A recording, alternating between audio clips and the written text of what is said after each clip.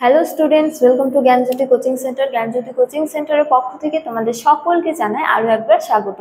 তো স্টুডেন্টস, আজকে আমি যে বিষয় নিয়ে তোমাদের সামনে চলে এসেছি সেটি তোমাদের ফার্স্ট সেমিস্টার মেজর হিস্ট্রির ফার্স্ট ইউনিটের একটি টপিক। তো আলোচনা শুরু করার পূর্বে বলে রাখি, তোমরা যারা এখনও আমাদের সাথে যুক্ত হওনি কিংবা যুক্ত হতে চাইছো তারা কিন্তু কর্নারের এই দুটো নাম্বারের মধ্যে যে কোনো একটিতে যোগাযোগ করে আমাদের সাথে যুক্ত হতে পারো। এছাড়া বলে রাখি যে আমাদের এখানকার কোর্স ফি কিন্তু খুবই সীমিত, অর্থাৎ আমাদের এখানকার টোটাল কোর্স ফি হলো 499।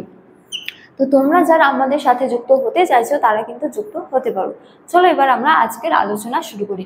তো আজকের আমার আলোচনার বিষয় হলো এপিক বা মহাকাব্য, বা বলা যায় যে প্রাচীন ভারতের ইতিহাস রচনায় এই মহাকাব্যগুলির গুরুত্ব আলোচনা করো। তো বলা যায় যে প্রাচীন ভারতের ইতিহাস রচনায় বৈদিক সাহিত্যের পরে এই মহাকাব্যগুলির গুরুত্ব অপরিসীম। তো আমরা সবাই জানি আমাদের হিন্দু ধর্মে দুটি মহাকাব্য রয়েছে, যথা রামায়ণ এবং মহাভারত। তো এবার আমরা রামায়ণ ও মহাভারত সম্পর্কে একটু আলোচনা করব। তো বলা যায় যে রামায়ণ মূলত খ্রিস্টপূর্ব তৃতীয় ও দ্বিতীয় শতক থেকে খ্রিস্টীয় দ্বিতীয় ও তৃতীয় শতকের মধ্যে রচিত হয়েছিল, এবং এই গ্রন্থটি মূলত রচনা করেছিলেন মহর্ষি বাল্মীকি। এছাড়া বলা যায় যে এই গ্রন্থটি মূলত সংস্কৃত ভাষায় রচিত হয়েছিল। তো এই গ্রন্থটি 7টি খণ্ডে বিভক্ত এবং এতে 24,000 শ্লোক রয়েছে। তো রামায়ণের প্রধান বিষয়বস্তু কি ছিল? তো বলা যায় যে রামায়ণের প্রধান বিষয়বস্তু হলো অযোধ্যার রাজা দশরথের পুত্র রামের পারিবারিক বর্ণ সংক্রান্ত সামাজিক ও রাজনৈতিক কার্যকলাপের সম্পাদন।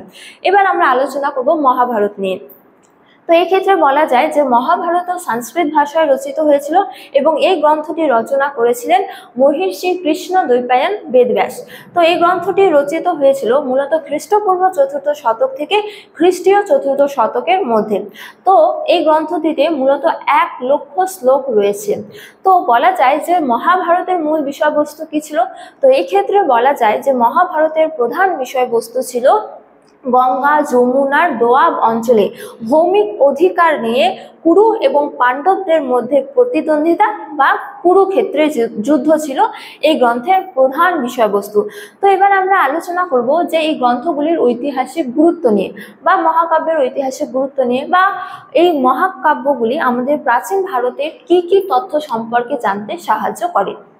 তো মূলত বলা যায় যে মহাকাব্যগুলি থেকে আমরা মূলত প্রাচীন ভারতের বেশ কিছু তথ্য জানতে পারি, যেমন আর্য অনার্যদের সংঘর্ষ বা তৎকালীন সময়ে বিভিন্ন রাজবংশগুলির কার্যকলাপ, এছাড়া দাক্ষিণাত্যে আর্য সংস্কৃতির বিস্তার, তার পাশাপাশি সেই সময়কালের সামাজিক, রাজনৈতিক, অর্থনৈতিক এবং ধর্মীয় ব্যবস্থা, তার পাশাপাশি বলা যায় যে বিভিন্ন বর্ণ প্রথা, এবং হচ্ছে যে তৎকালীন সময়ে শূদ্র এবং নারীদের অবস্থা কেমন ছিল, এই সংক্রান্ত বহু তথ্য কিন্তু আমরা জানতে পারি।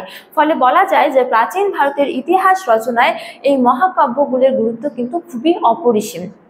তো স্টুডেন্টস, এই ছিল আজকে আমার আলোচনার বিষয়। তোমাদের ভালো লাগলে অবশ্যই লাইক করো এবং বন্ধুদের সঙ্গে শেয়ার করো, এবং আমাকে অবশ্যই কমেন্ট করে জানিও তোমাদের ভিডিওটি কেমন লেগেছে।